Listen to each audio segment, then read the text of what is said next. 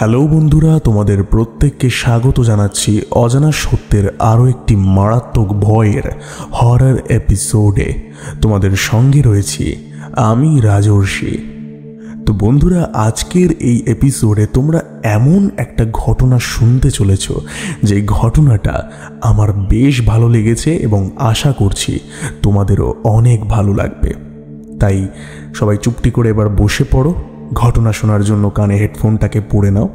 আর আরও একটা কথা বলে দিই, যেটা হচ্ছে যে এই এপিসোডটা আগের দিন আপলোড হওয়ার কথা ছিল, তবে আগের দিন কিছু ব্যক্তিগত সমস্যার কারণে আমি আপলোড করতে পারিনি, সেই কারণে এই এপিসোডটা আজকে আপলোড হয়েছে। তো একটা কথা তোমাদেরকে আমি জানিয়ে দিই যে বেসিক্যালি আমাদের অজানা সত্যের এপিসোড আপলোড হয় বুধবার রাত 10টায় এবং শনিবার রাত 10টায়। তবে এই দুটো দিনের মধ্যে কোনো একটা দিন যদি তোমরা দেখো যে আমি এপিসোড আপলোড করতে পারছি না, তাহলে বেশি চিন্তা করবে না, বেশি প্যানিক করবে না। আমি যেমনটা তোমাদেরকে কথা দিয়েছি যে আমি যদি কোনো দিন মিস করি কোনো একটা এপিসোড, তাহলে আমি পরে তোমাদেরকে সেটা পুষিয়ে দেব। তো সেটা আমি তোমাদেরকে ঠিক জানিয়ে দেবো, সেই নিয়ে চিন্তা করবে না। আমি পরে সেই এপিসোডটা তোমাদের কাছে আমি ঠিক পৌঁছে দেব। আসলে এই ইউটিউব বাদেও আরও নিজের ব্যক্তিগত কাজকর্ম থাকে, সেইগুলোকেও সময় দিতে হয়, সেই কারণে সব দিক মেনটেন করেই চলতে হয় আর কি। তাই কোনো একদিন যদি মিস যায় সেটা কোনো বড় প্রবলেম নয়, আশা করছি আমি তোমাদেরকে জানিয়ে দেব এবং পরে সেই এপিসোডটা তোমাদেরকে দিয়েও দেব। তো যাই হোক, আজ আর বেশি কথা বাড়াচ্ছি না, চলে যাব আজকের এপিসোডে সরাসরি। তাই তোমরা চট করে কানে হেডফোনটা পরে নাও, লাইক করে দাও আজকের এপিসোডটাকে, কমেন্ট করে জানাও কে কোথা থেকে শুনছো, কেমন লাগছে অজানা সত্য।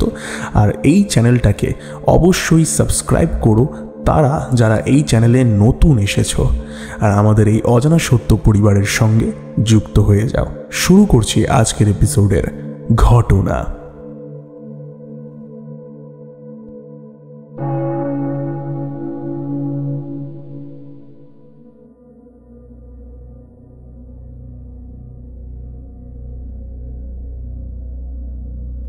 ঘটনাটি যিনি লিখে পাঠিয়েছেন তিনি তার নামটি এখানে লিখে জানাননি, তবে আশা করছি সেটা ঘটনায় অনেক বড় প্রভাব ফেলবে না। নমস্কার রাজর্ষিদা, কেমন আছো? আশা করছি তুমি এবং তোমার অজানা সত্য পরিবারের সকল শ্রোতা বন্ধুরা অনেক ভালো আছো, খুশিতে আছো এবং ভূতের ঘটনা শুনছো। তোমাদের প্রত্যেককে জানাই অনেক অনেক শুভেচ্ছা এবং অভিনন্দন। রাজর্ষিদা, আজ আমি তোমাকে আমার শোনা একটা ঘটনা লিখে পাঠালাম। আশা করছি এই ঘটনাটা তোমার অনেক ভালো লাগবে। যদি ভালো লাগে ঘটনাটাকে পাঠ করে শুনিও। বেশি দেরি করছি না, সরাসরি ঘটনায় যাচ্ছি। ঘটনাটা আজ থেকে প্রায় 40 বছর আগের। আমাদের পাড়ার গৌতম আমার সমবয়সী বন্ধু, ভীষণ ঠাকুর ভক্ত। আমাদের মতো বয়স্কদের আড্ডা দেবার জায়গা হলো গৌতমদের রোয়াকে।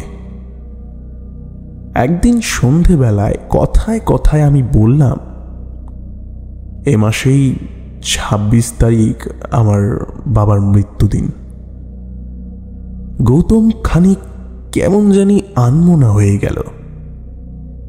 তারপর বলল, জানিস রঞ্জন, আজ তোর কথা শুনে হঠাৎ করেই বাবা মারা যাবার পরের একটা ঘটনার কথা খুব মনে পড়ে গেল।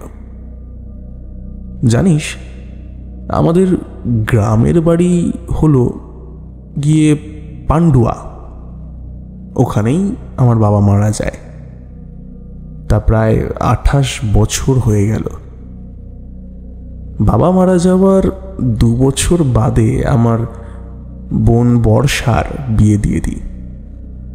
বাবা যদিও কথাবার্তা সব ঠিক করেই গেছিল, কিন্তু বাধ্য হয়ে অশৌচের কারণে 1 বছর পেছোতে হয়েছিল।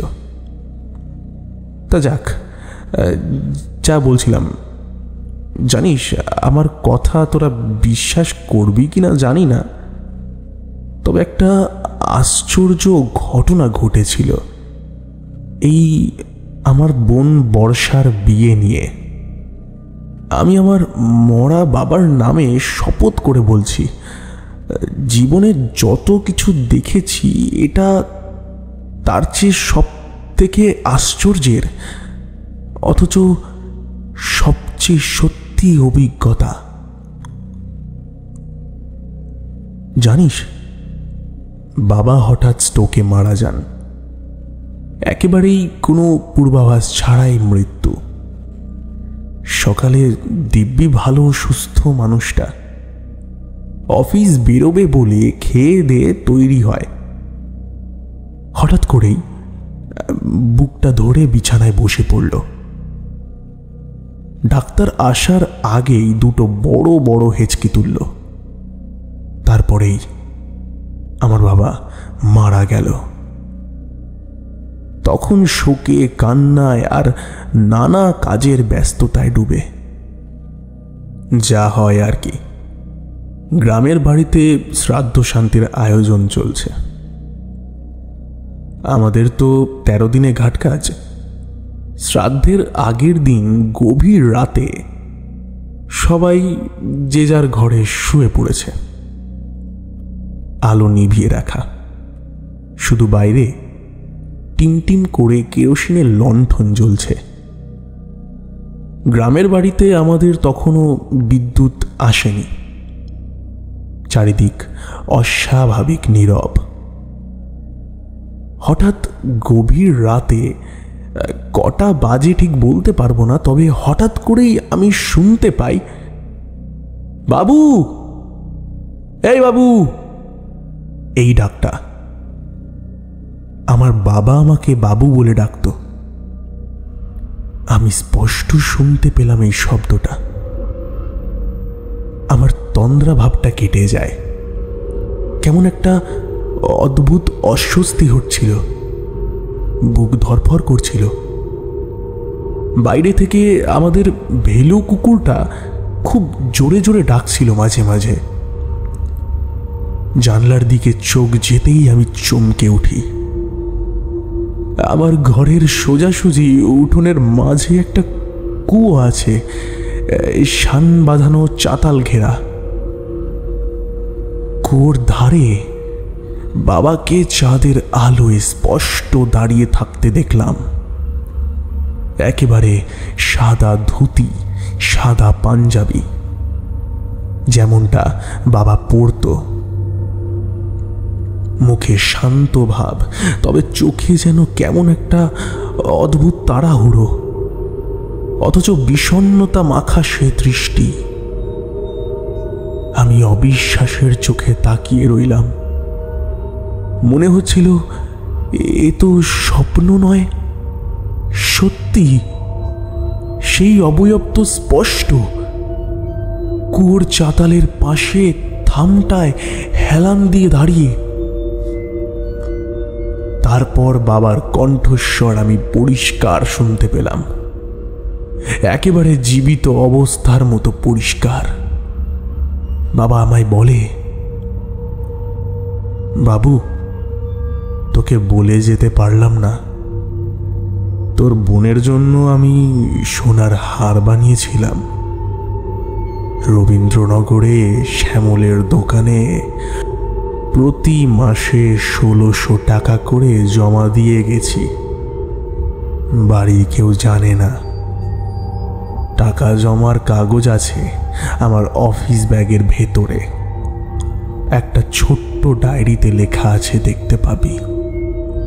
শ্যামলের হাতে জমা আছে টাকাগুলো।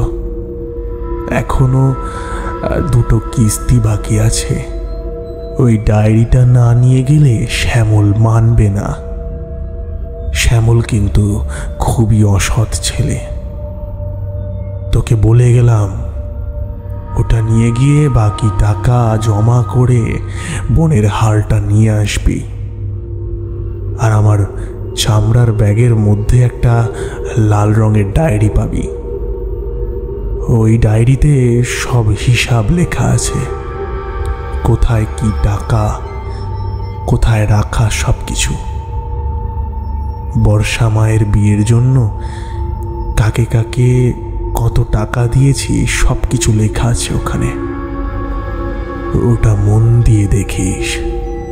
আমার বর্ষা মায়ের বিয়ের দিনে গিয়ে আসছে, আমি কর্তব্য শেষ করতে পারলাম না, তুই দাদা হিসেবে বাকিটা করে দিস। চললাম। এই বলে বাবা যেন কোথায় কেমন ধীরে ধীরে মিলিয়ে গেল। কিছুক্ষণ আমি একেবারেই নড়তে পারিনি। শরীর অবশ হয়ে গেছিল, ঘামে ভিজে যাচ্ছিলাম।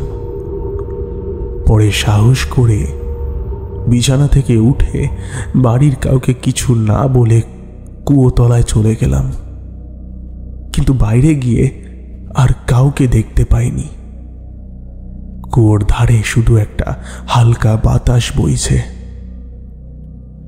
ভোর হতেই আমি আর দেরি না করে অফিস ব্যাগ খুলে খুঁজতে থাকি। সত্যি একটা ছোট লাল ডায়েরি পাওয়া গেল। তাতে মাসে মাসে জমার হিসেব লেখা, তারিখ, টাকা, দোকানের নাম, সবকিছু ঠিক যেমন বাবা আগের রাতে বলেছিল। সেই দিন বুঝেছিলাম বাবা কতটা যত্নবান ছিল। সবকিছু সুন্দর করে সাজানো, প্যান্ডেল, ক্যাটারিং, কাকে কত টাকা দিতে হবে, কাকে কত টাকা দিয়েছে, এমনকি বাবার কোথায় কি টাকা জমে আছে তার পুঙ্খানুপুঙ্খ বিবরণ রয়েছে সেখানে। তাহলে এবার বল তোরা, এসব কি আমার কল্পনা হতে পারে? এইসব কি আমার মনের ভুল হতে পারে? সত্যি সেই দিন আমি বাবাকে দেখেছিলাম। গভীর শোকে বিভ্রম হয়েছিল বলি কি করে। সেই ডায়েরি হাতে নিয়েই শ্রাদ্ধের কাজকর্ম মিটিয়ে রবীন্দ্রনগরে গেলাম। খোঁজ খবর নিয়ে পৌঁছে গেলাম শ্যামলের দোকানে। দোকানটা ঠিকই আছে, শ্যামল নামের একজন দোকান চালাচ্ছে। প্রথমে শ্যামলবাবু আমাকে চিনতে পারল না। তারপর নিজের সমস্ত পরিচয় দিয়ে বাবার পরিচয়পত্র দেখিয়ে যাবতীয় নিয়ম পরিসমাপ্তির পর শ্যামলবাবুকে বাবার ডায়েরি খুলে দেখালাম। বাবার হাতের লেখা প্রতি মাসে জমার হিসেব স্পষ্ট। তার মধ্যে শ্যামলবাবুর সইও আছে, প্রত্যেকবার টাকা জমা করার জায়গা। ডায়েরি দেখে শ্যামলবাবু আর মুখ খোলার সাহস পেল না। অনিচ্ছা সত্ত্বেও স্বীকার করতে বাধ্য হলো যে হ্যাঁ, টাকা জমা আছে, এখনো 2টো কিস্তি বাকি। তখনই ঠিক করলাম বাবার কথা মতো বাকি টাকা দেব। 2টো কিস্তি পরিশোধ করলাম, আর ঠিক বিয়ের আগেই দোকান থেকে সেই সোনার হার তোলা হলো। হারটা যখন এলো তখন বাড়ির সবাই অবাক হয়ে গেল, কারণ বাবার মৃত্যুর আগে কেউ কোনোদিন এই ব্যাপারে কিচ্ছু জানতো না।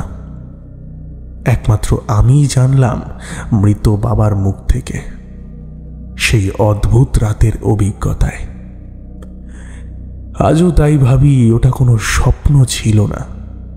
আমি জেগে জেগে মৃত্যুর পরেও বাবাকে দেখেছি। সেই ডায়েরি, সেই দোকান, সেই শ্যামলবাবু সবকিছুই প্রমাণ করে দেয় যে আমি ভুল দেখিনি। এটাই ছিল ঘটনা, কোনো কাব্যিক বর্ণনা নয়, কোনো সাজানো ঘটনা নয়, এক সত্যি অদ্ভুত অভিজ্ঞতা যা আমার জীবনভর মনে গেঁথে রয়ে গেছে। রাজর্ষিদা, আশা করছি এই ঘটনাটা তোমার অনেক ভালো লাগবে। যেমনটা শুনলাম ভালো করে যতটা পেরেছি লিখে পাঠালাম। আশা করছি তুমি ঘটনাটা পড়ে শোনাবে। ভালো থেকো, এগিয়ে যাও, আরো বড় হয়ে ওঠো।